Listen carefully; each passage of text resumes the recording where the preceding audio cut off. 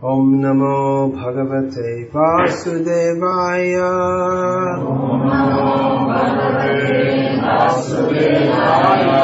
Om Namo Bhagavate Vasudevaya. Om Namo Bhagavate Vasudevaya. Om Namo Bhagavate Vasudevaya.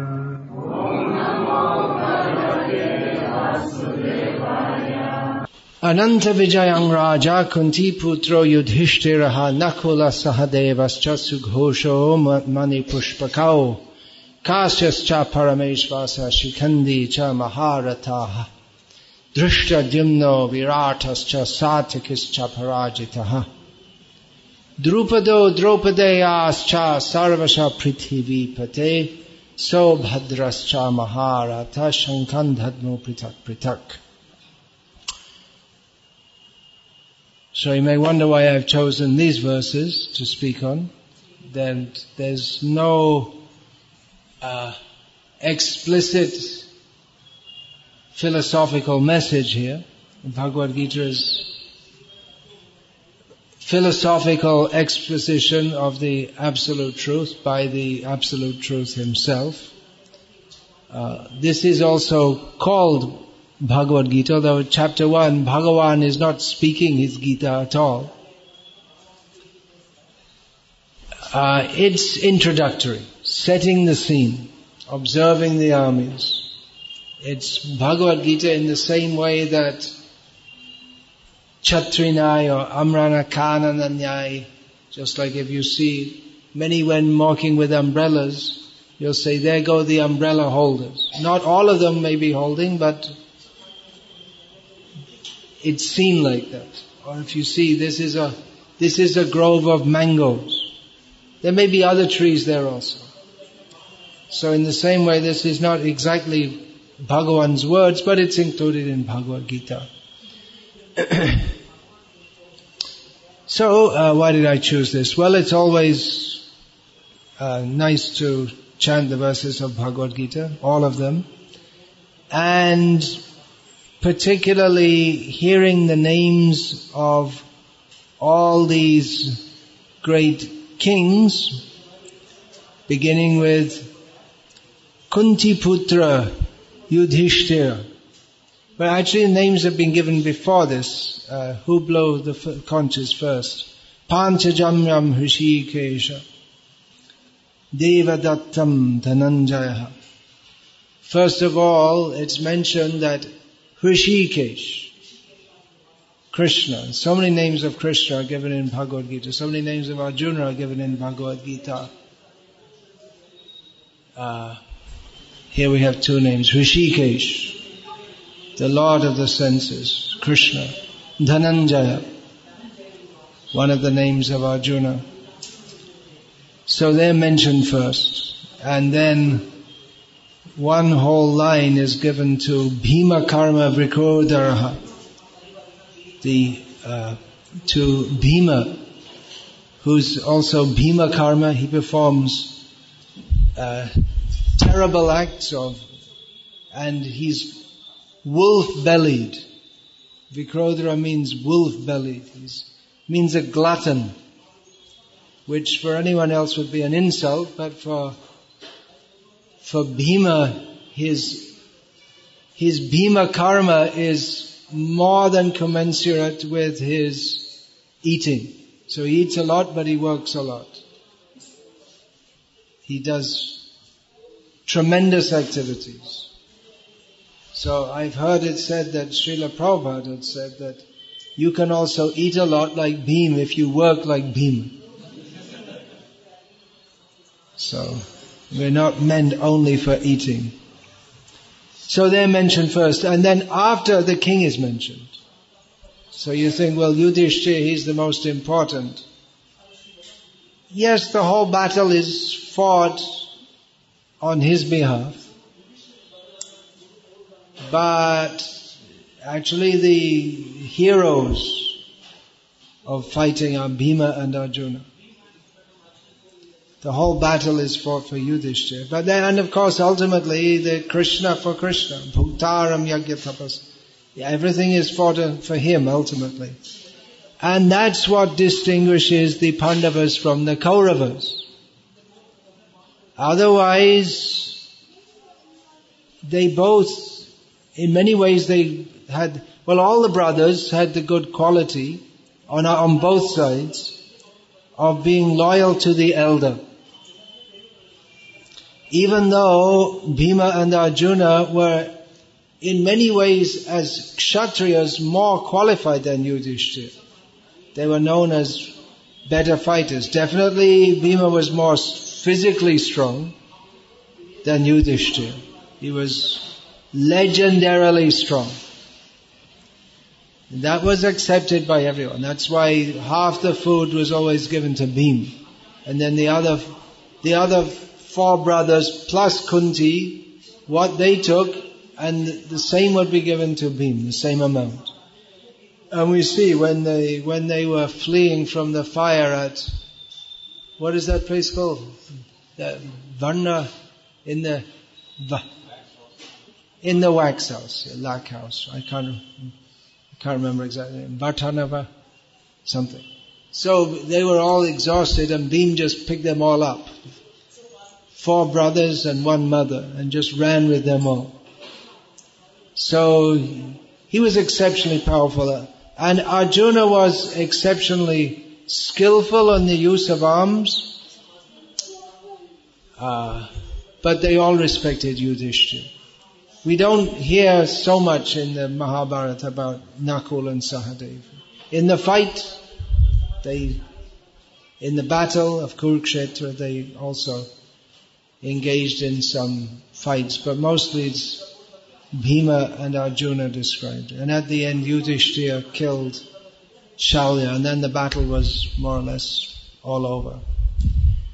So, even though Yudhishthira was not the most powerful, but the brothers were all completely loyal to him.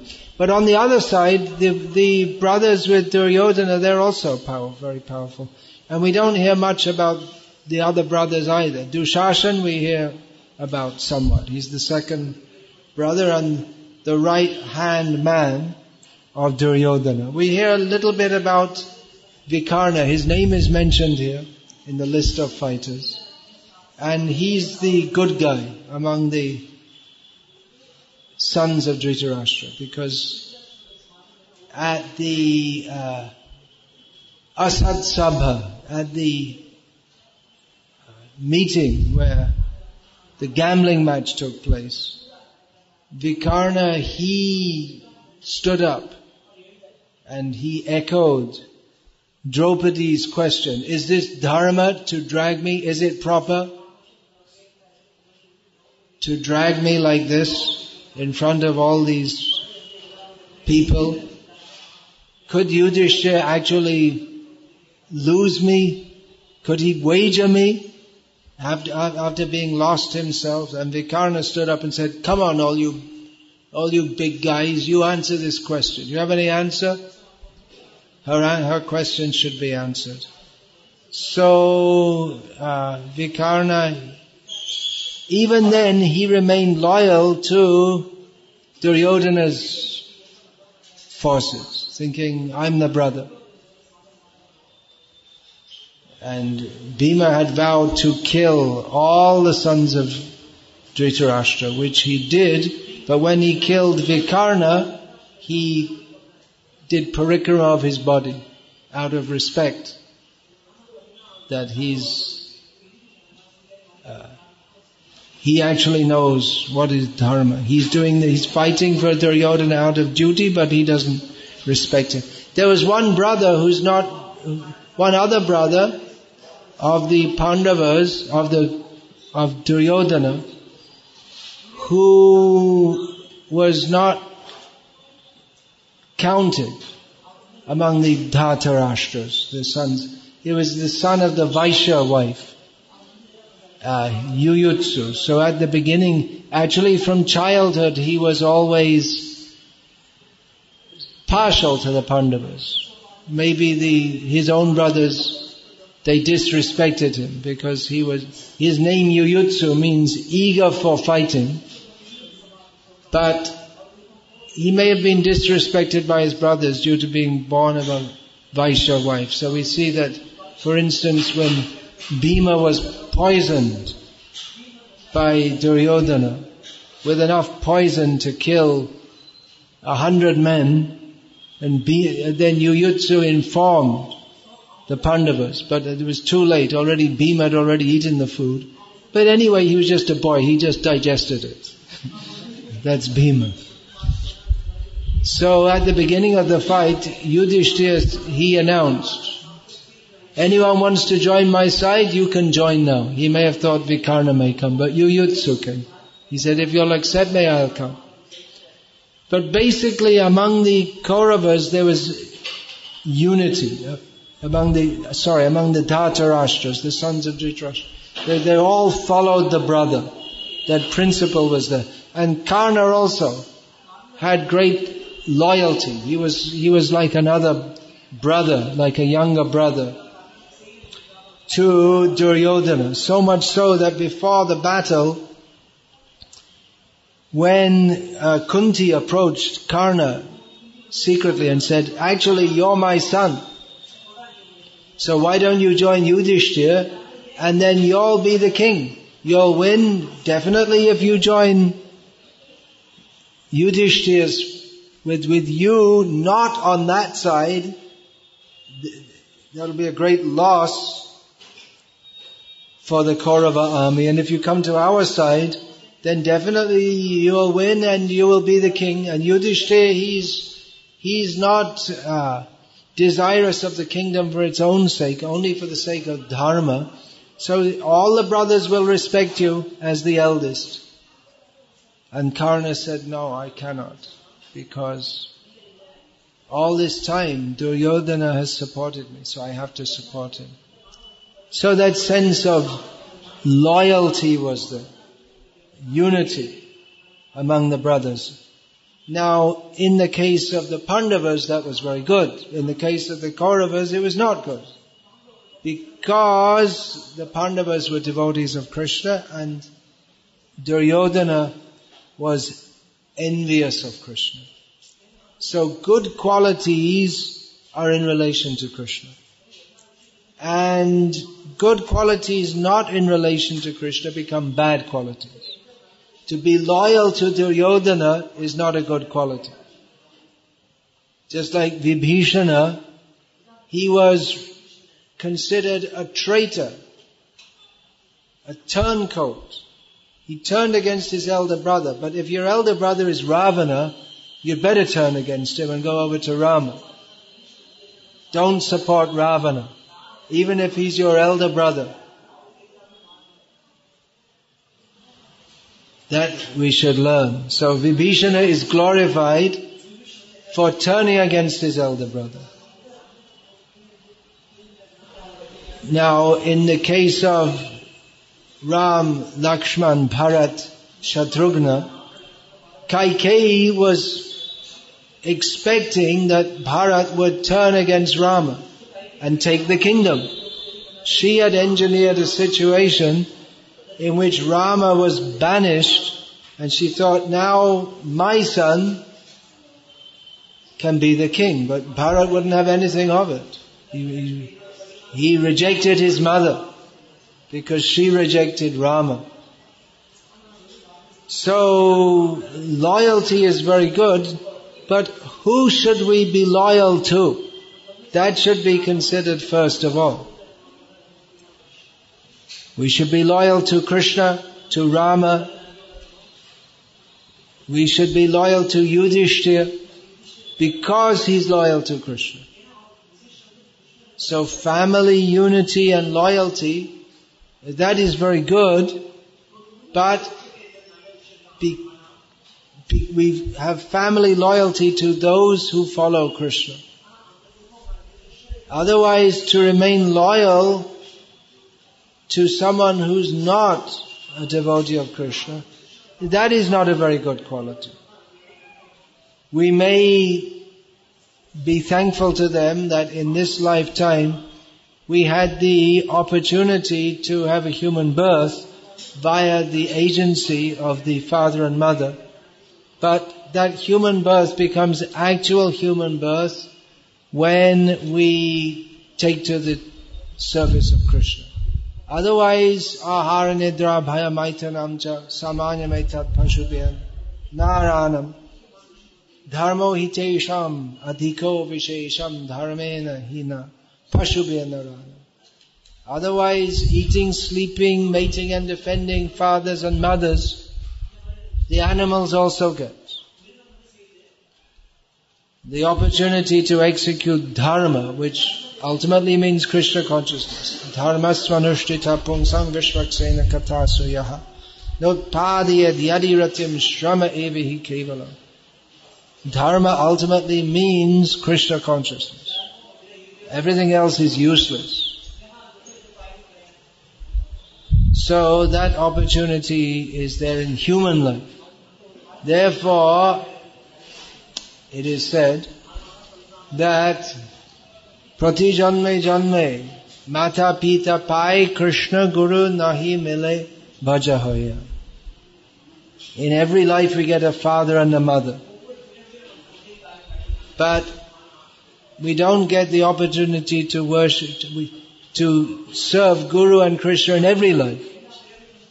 So if we do, we should worship them with our full heart. This sense of loyalty to family members, that is a good quality in human society. That is always to be encouraged, even for people who are not Krishna conscious. It's better if they follow Vedic Dharma even without being Krishna conscious. But without Krishna consciousness, it's all unfulfilled. So you find many demons, they follow Vedic culture also. Just like we're talking about Ravana, his son Indrajit was expert in performing yagyas. And we find that Duryodhana, his manner of thinking was in many ways completely Vedic. When he was dying, he said, well, I lived a good life, I performed yagyas, I gave charity to the brahmanas, I died as a Kshatriya. So his way of thinking was completely Vedic, except that he didn't recognize Krishna, which means you did everything, but you missed the whole point. Vedaisya sarvarahameva Veda. Krishna is the goal of knowledge in all the Vedas. So again, Shrama eva hi kevalam. If you do everything Vedic, but you don't come to the point of Krishna consciousness, then it's one big zero. It's like cooking a big meal and making all the arrangements for a big feast, and you think, I'm going to have a wedding ceremony and a big feast, and you arrange it all, but you didn't invite anyone. And then you forgot to tell the bride and bridegroom also. In fact, you didn't even arrange a bride and bridegroom. You just made all, so it's absurd. Beautiful arrangement, but no bride, no bridegroom, no guests. The priest is there, the food is there, but no bride, no bridegroom, no wedding. So all arrangements are there, but the point is missed. Even then, to be a Vedic demon is better than being a non-Vedic demon. Although it could be said it's dry stool and wet stool. But we find even the Vedic demon, at least they had some faith in the Vedas, so they could be preached to on the basis of the Vedas. Although it said, Chaitanya Mahaprabhu said, that Vedamanya bodhaito nastik. Vedadik, what is that? Vedadik, what is that? Vedadik nastikyavad, bodhakayadik. Yeah, sorry. Chaitanya Mahaprabhu said that because the Buddhists, they don't accept the Vedas, therefore they are known as Nastic, which is sometimes translated rather inaccurately as atheist. Literally means one who doesn't have faith in the Vedas. They're not astic. They're not astic. Nastic means na asti ka. They don't accept. But the Mayavadis who preach the same, who pretend to be astic, accepting the Vedas, but they preach the same covered Buddhism, they're worse because they do so in the name of the Vedas. But in some ways they're better also. Culturally they're better. Intentionally or motivationally they're worse because they preach the right thing but they come to the wrong, or they bring the right evidence but they come to the wrong conclusion. It's more misleading, even worse. So again it comes down to what's worse, what's better, wet stool or dry stool? You may say dry stool is better, it doesn't smell so bad, but ultimately it's all stool. If you've lived in Chennai all your life, you've never seen dry stool. You don't even know what it is. But in the field, when the cows or the humans are passing, then within a short time after the sun comes up, then it all dries up. But you don't know in Chennai what is that, because in the cities we all commit the sin of passing stool in water. It's sinful to do so. What to speak of the sin of having a toilet within the same quarters that you live in. So, loyalty, the good quality of loyalty we see. How Bhima and Arjuna, even Bhima especially, when Yudhishthira was playing the gambling match, Bhima was furious. He didn't mind so much the kingdom and everything being gambled away, but when Draupadi was gambled away and brought into the assembly, then Bhima could hardly be constrained, and we wish, why didn't he just get up and kill Dushasana on the spot, right there and then, and killed all of them?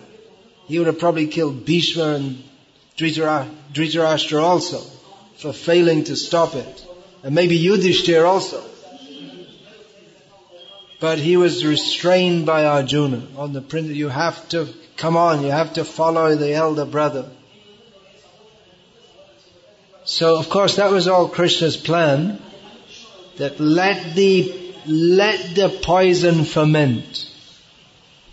Let them go away for 13 years and let their anger, which is already so great, let it ferment, and let there be a big battle in which all the demoniac kings of the world will be brought together, all destroyed at one point. And sometimes we ask, well, how is it that these demons can get away with being demons? They won't get away.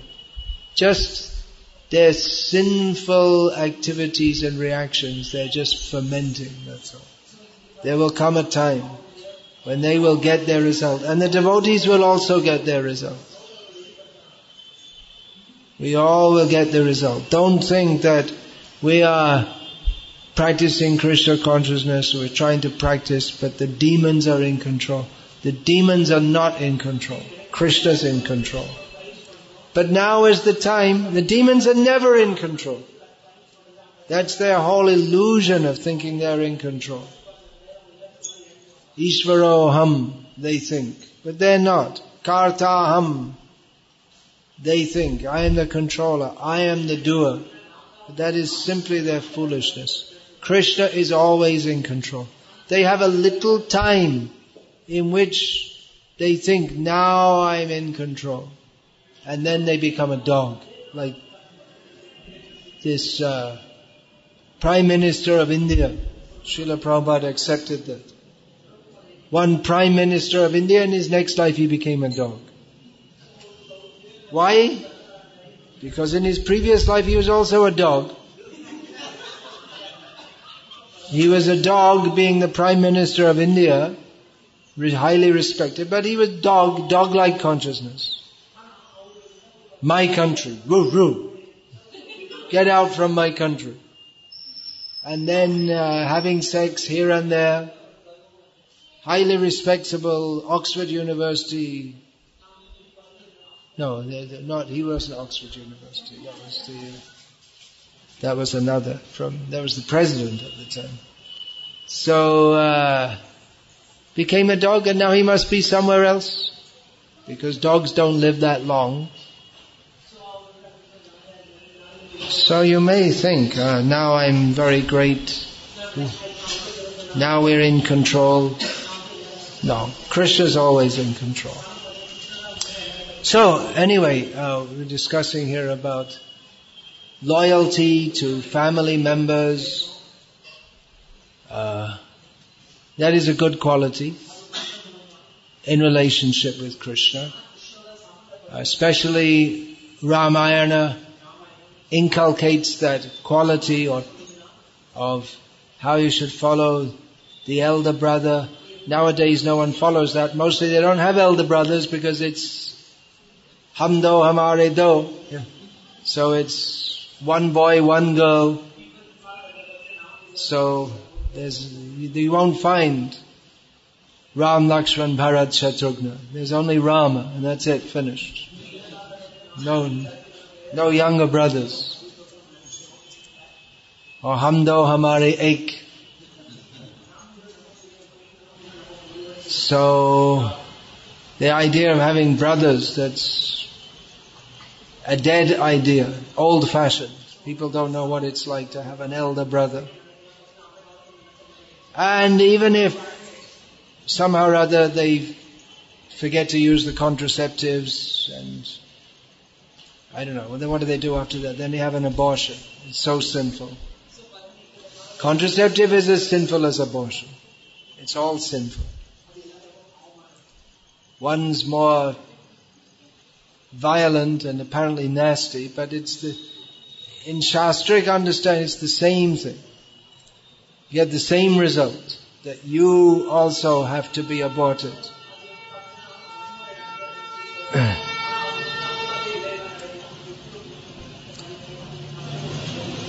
So, even if there happen to be more brothers,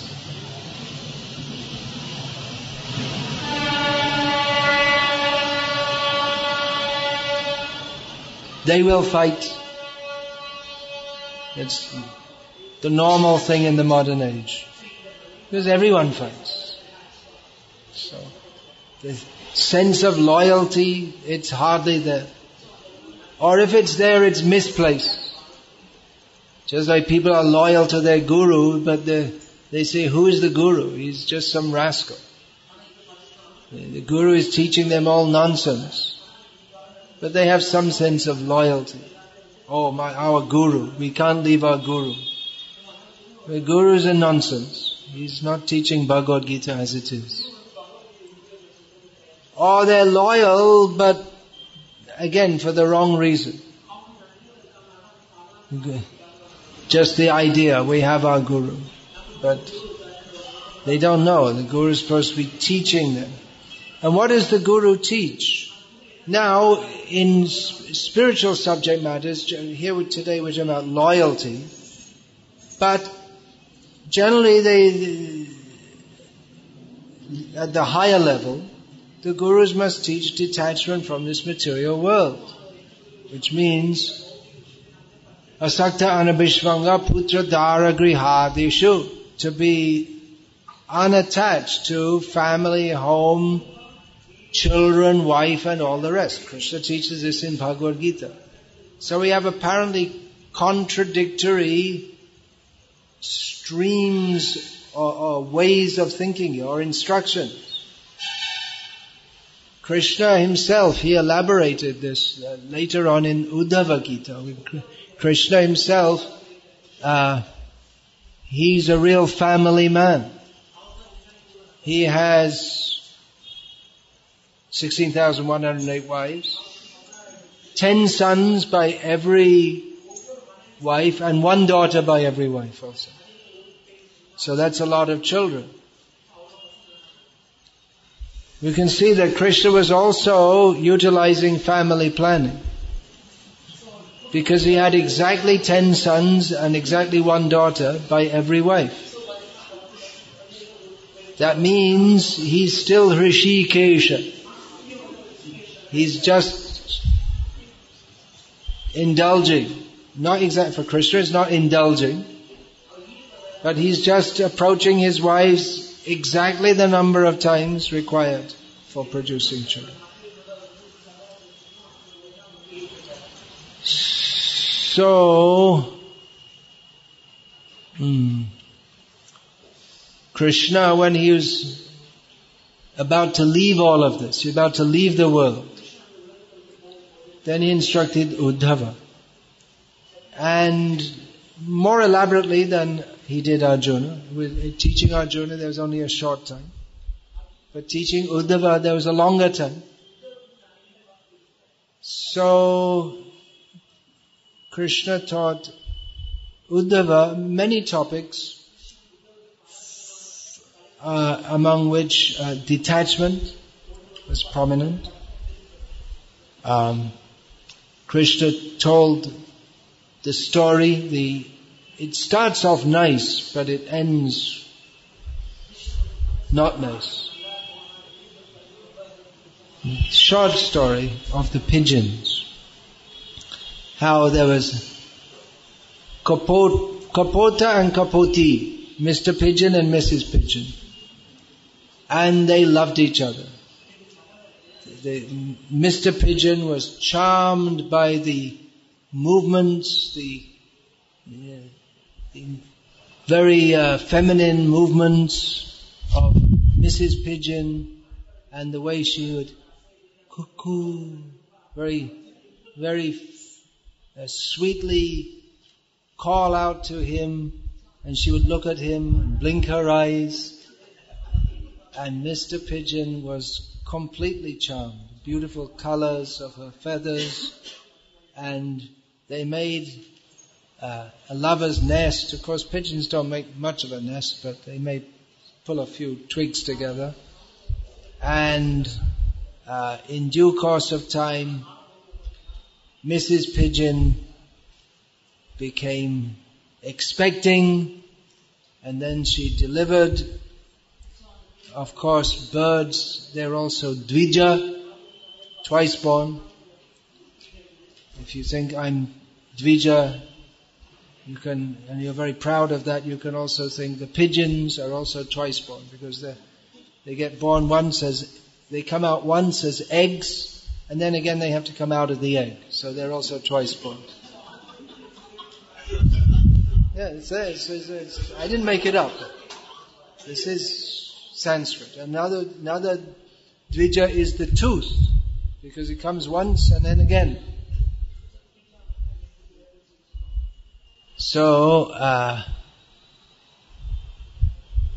then the little kapotikas, little baby pigeons were born, and they're very charming, and Mr. Pigeon and Mrs. Pigeon took great delight in going around the forest and foraging for little worms and bugs and other things to come back and drop in the mouth of the little pigeonettes. So they were very happy family.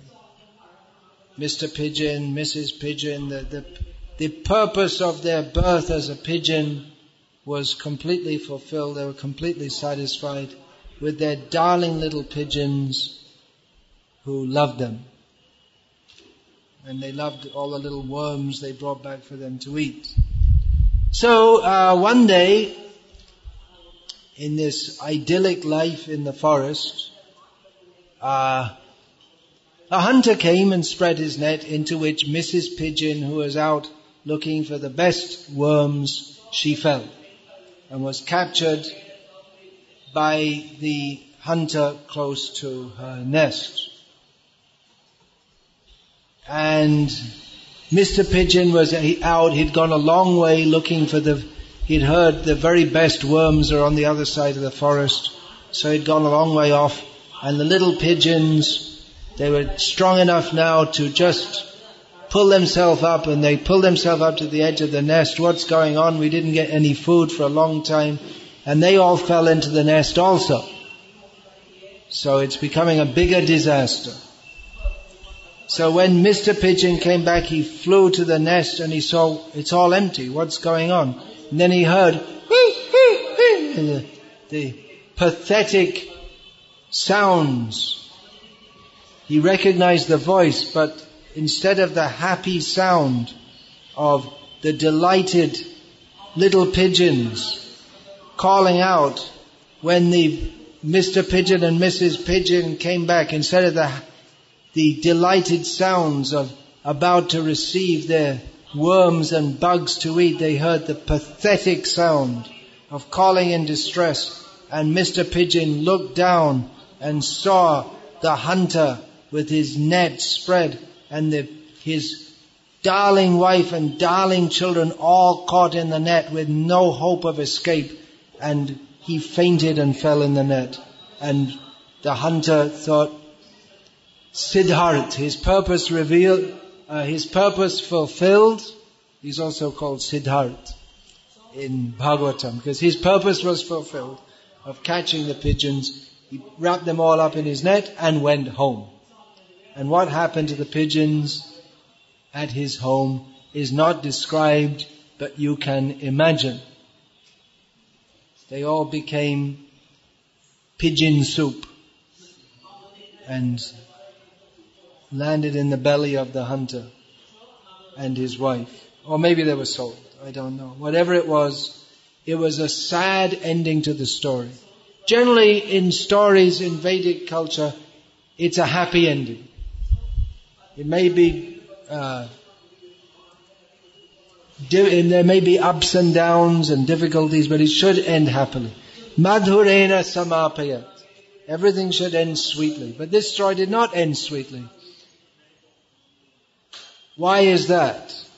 Well, because the real world is not very sweet. Actually, Srila Prabhupada, when he told this story, he told it a little differently to Krishna's version. He said, Mr. Pigeon coming back, he saw my family is now finished, so he took sannyas. And that is the purpose of telling the story. To point out that our hopes in this world will always be dashed. There's no happiness in family life because it will all ultimately be destroyed. So why place our hopes for happiness there? That is the purpose of Krishna telling this story, this sad story, which of course has been played out many times in the many histories of the many universes in various ways. It may not be the pigeons, or it may be humans, how you're living at home happily and then one day some robbers come and kill everyone. These kind of, it's going on day after. Just have a look at the newspaper. Newspaper means all the news. News means bad news. The only good news is the sports news. If your team, the team that you decide you support, like Chennai Super Kings, if they win, if the so-called cricket team, because cricket team, it's all just it's some idea someone made up that if you throw a ball and hit it with a piece of wood better than other people hit the ball with a piece of wood, then you win. But it's all just some imagination, just some confabulation. So if your team wins, there's something good. Otherwise, where's the good? Even the political party you support gets elected, but they let you down. They cheat you. So, and anyway, it's all bad news in the end because everyone dies anyway. The news is how someone made someone else die quicker than they would have done if it hadn't been for the help of the other person. Just like, for instance, American and other nations' forces in Afghanistan are helping. Many people in Afghanistan die quicker than they would if it hadn't been for the help of the armed forces of Britain, America and other countries, who kill them with the idea that, well, if we don't kill you, you'll kill us. But ultimately everyone is killed by time. Time means that which destroys. So why have family loyalty? We have on one side the Vedic literature teaching us family loyalty, and on the other side we have the story of the pigeons, which shows that what is this family affection anyway? What's the use? What's the point? We are like, these are all Shastric examples, that we are like the coming together of family. It's like people who, they come together in a hotel, in a lodging. Different people come together. Different people that in Chennai, one businessman may come from Vellore, another man may come from Nellore, another man may come from Coimbatore. And after the day's work, they all come to the same hotel in the evening, and they meet each other and they say, oh, hello, how are you? Where are you from? And they're friendly with each other.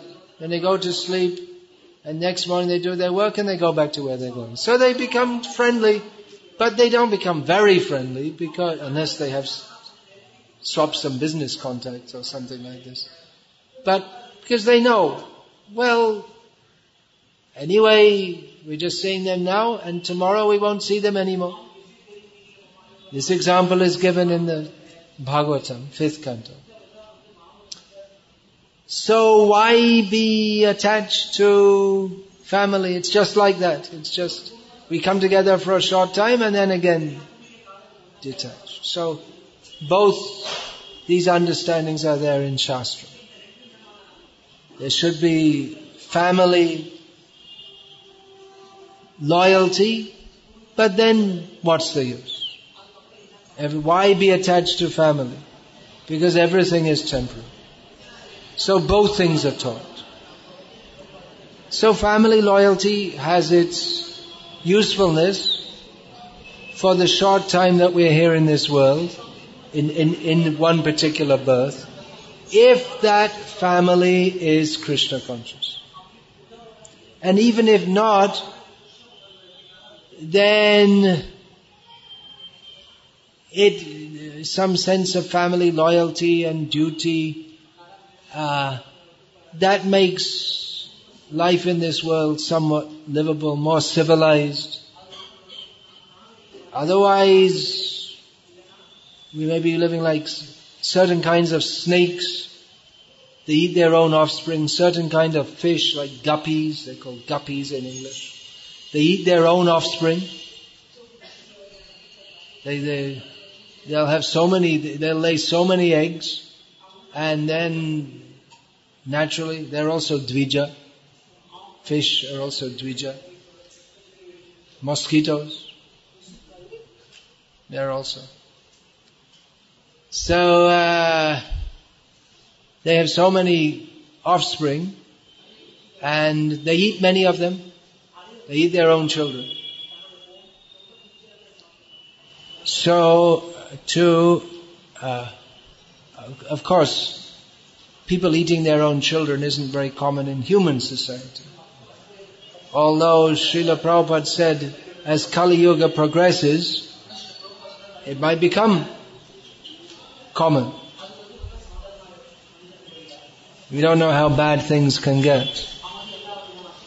Things are getting worse day by day, but there's worse to come yet. Don't come back. Go back to Godhead now.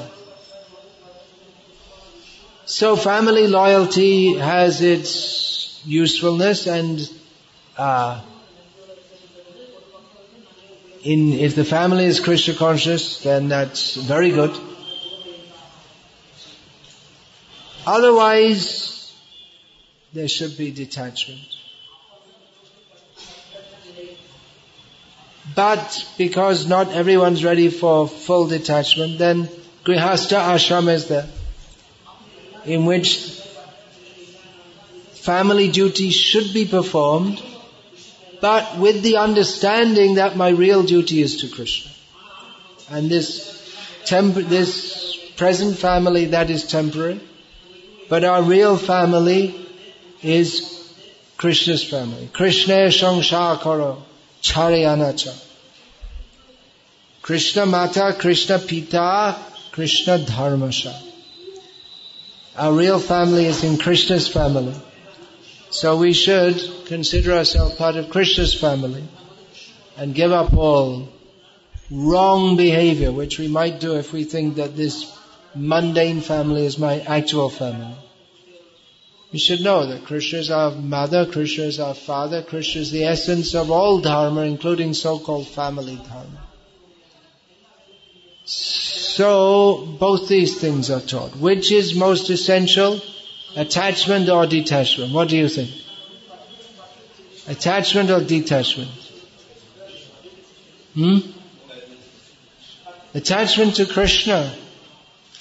Ultimately, the Vedas don't teach us attachment or detachment to anything material, but attachment to Krishna. But attachment to Krishna means that there will be detachment from that which is material, but then again not detachment, because we see that everything is Krishna's. So everything should be used for Krishna's service. So Arjuna, Krishna was trying to explain all this to Arjuna about detachment. And Arjuna, he couldn't get the point. Arjuna thought that, well, I want to be a sannyasi. And Krishna told Arjuna that who is a real sannyasi? That anashrita karma phalang karyam karma karoti yaha sasannyasi sa yogi nani ragnena chakriya. Real sannyas is internal, not external. One may renounce the world formally but be mithyachara. He may be externally renounced but internally attached. The one who performs his duty without being attached, he's the real sannyasi, Krishna says. Sasannyasi cha yogi cha. And then who is the best yogi? The devotee of Krishna. Yogi nam api sarvesham madhyatena antaratmana shraddhavan bhajate yoma. Same yukta tamo mataha. So the best is to be a devotee of Krishna. So then why do we discuss all these topics of detachment? Why so much? Why does Krishna discuss this in Bhagavad-gita? Because our material attachments are very strong. And we can say, well, we'll just be attached to Krishna. But practically we are attached to this material world and everything in it. So that underlying attachment to this world is from which all these anarthas, that which is not in our real interest, that all springs from mundane desire. Atendriya priti vancha tare bale kam. Krishnendriya priti vancha dhare prema nama. Krishnendriya priti ichha. Same thing. So, attachment or desire for our own sensual fulfillment, that is material lust. And just the opposite of that is prem. That is the definition of prem, to desire Krishna's happiness. But we are shackled by material desires. So therefore we should learn. We have to hear how material desire is not in our self-interest. We have to know that. if we just say, well, we'll just do bhakti, but we don't cultivate a sense of detachment from this world, we don't understand how bad this world is. What happens if we think we'll just do bhakti without understanding Bhagavad-gita and the message of Bhagavatam, the forest of material enjoyment? We don't just jump from being materially conditioned to completely spiritually pure in Krishna consciousness. It doesn't happen. So we have to learn the lessons that Krishna has kindly given us in Bhagavad-gita and Srimad Bhagavatam, and not misunderstand that because attachment to Krishna in bhakti is the ultimate, therefore we do not have to cultivate a sense of detachment from this world. Detachment from this world, or detachment from the sense of enjoying this world, that is not the ultimate. In fact, Shukadev at the end of Bhagavatam says that actually all this stuff, all these stories of kings and all this, that's not so very important. I've just stated that to inculcate a sense of detachment, but that's not in and of itself the actual message. Of course, within the stories of the kings, we find many great personalities also, who are great devotees. We find that both in the Surya Vangsha and Chandra Vangsha, even prior to the appearance of Rama and even prior to the appearance of Krishna, there are many great devotees. So even to say their names is purifying. Therefore we have so many names are enlisted. So even to say these names in Bhagavatam is very purifying. They're great devotees. There's Raghu and Dilip and Anshuman and so many. They're mentioned in the Surya Vangsha and Chandra Vangsha. Of course, there are many demons there also.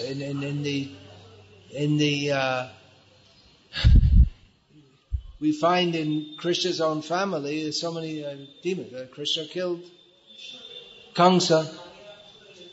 He's also son of Ugrasen, who Krishna lived with Ugrasen in Dwaraka.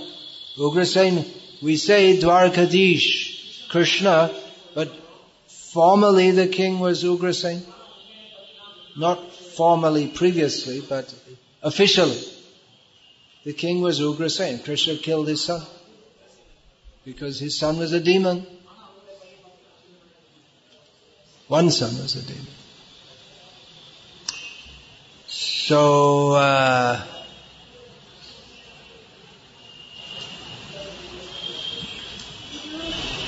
the point is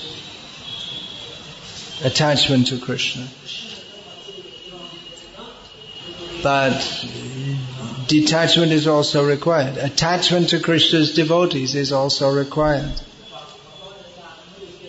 So all these, loyalty to family, that is required.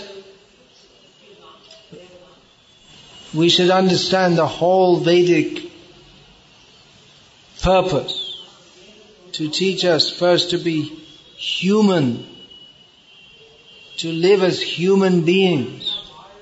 Then we can come to the point of Brahma Jignasa. Otherwise, if we're living like animals in Tamaguna, then the higher thoughts will not come. In Tamaguna, we're not concerned about anything, just like animals. In Rajaguna, we're concerned with sense enjoyment. In the higher levels of Rajaguna, there is conception of nobility and duty. But it's only when we come to Sattvaguna, then Brahma Jignasa, that arises. What is Brahma? Kim Tat Brahma? Kim Adhyatma? This question arises. Arjuna didn't ask that at the beginning of Bhagavad-gita. He just said, shall I kill or shall I not kill? He didn't ask about karma, adhyatma, adiyagya, all these things. But Krishna brought him to the level of asking these questions. So we should come to that level of asking these important, what is the ultimate reality? Kasmin vigyate sarvametam vigyatam bhavati. What is that knowledge by knowing which everything will be known? These are questions that humans can ask. The Vedas bring us to the point of asking these questions and they give us the answer. But above even that question, what is that knowledge by knowing which everything will be known? There's the question. Who is it by loving whom we will love everyone? Who is that person who we should love? Love is higher than knowledge. But in this mundane world, everyone is looking for love but frustrated. And then they invent this philosophies like this existentialism or impersonalism. They can't work it out. It seems absurd. We want to love. Love is very good. I have my beautiful wife, Mrs. Pigeon, and my beautiful children, all my beautiful, and it's so nice and wonderful, and we're feeding them with nice worms. Of course, they don't think that the worm also has his Mrs. Worm. They don't think about that. That's why the hunter catches them, throws him in his net.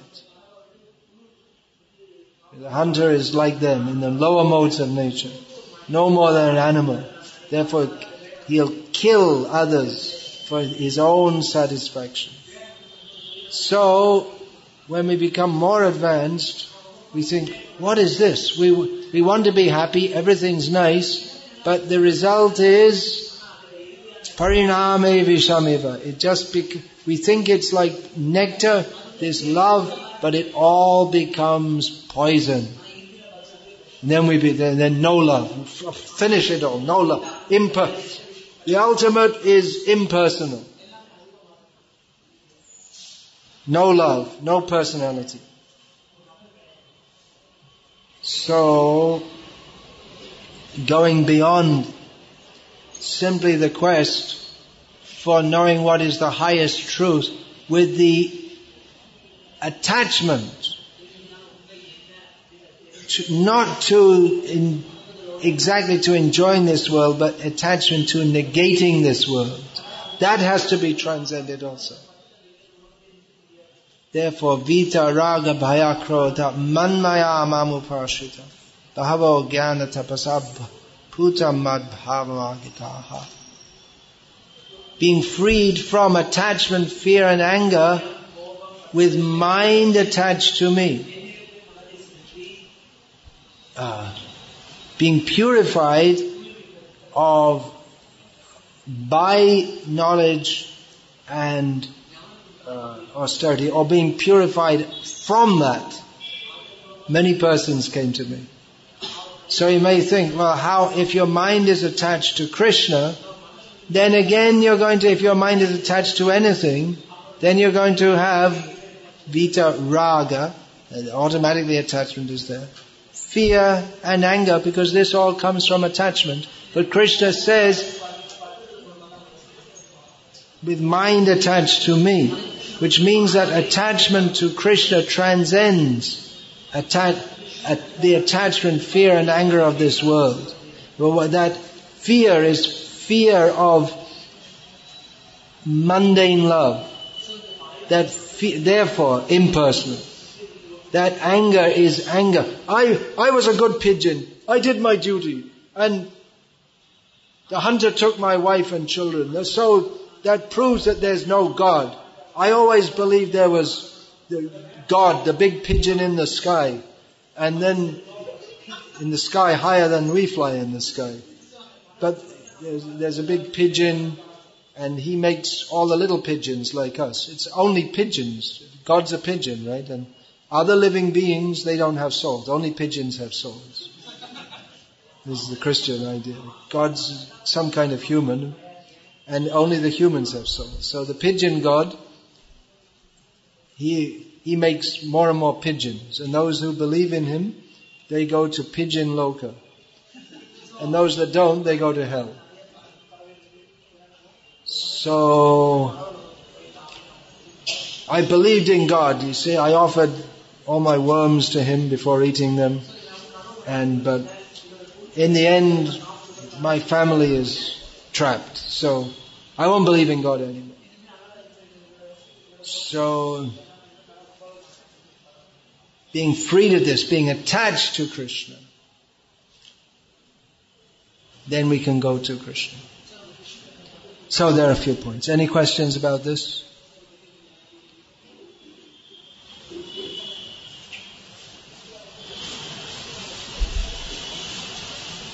No questions. No pigeons.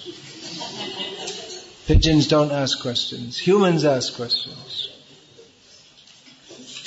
In Prabhupada's version of the story, the pigeon was intelligent.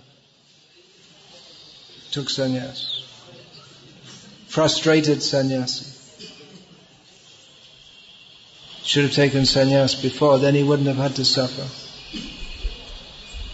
Then,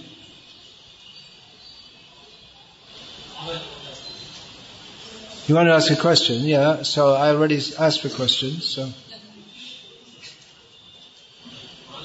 somewhat nervously asking a question. Christian and Islamic religions, are they non-Vedic? Are the Christian and Islamic religions non-Vedic? Yes. That's the simple answer. You could say in any knowledge system there's some reflection of the Vedas. But they're not Vedic in the strict sense of the term. They don't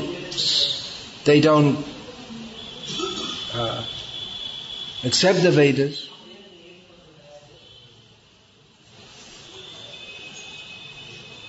So in that sense they could also be called Gnostic.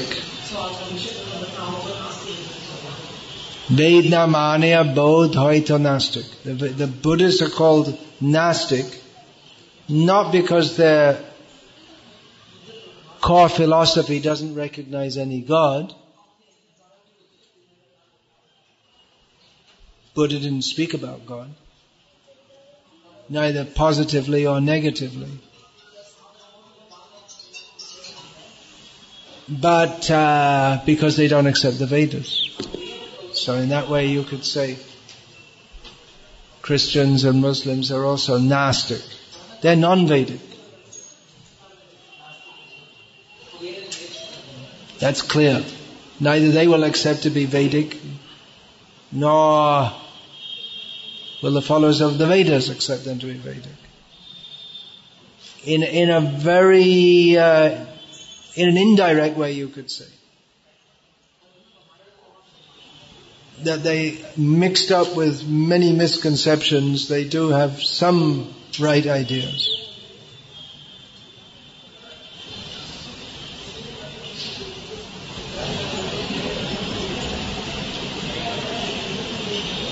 Anything else?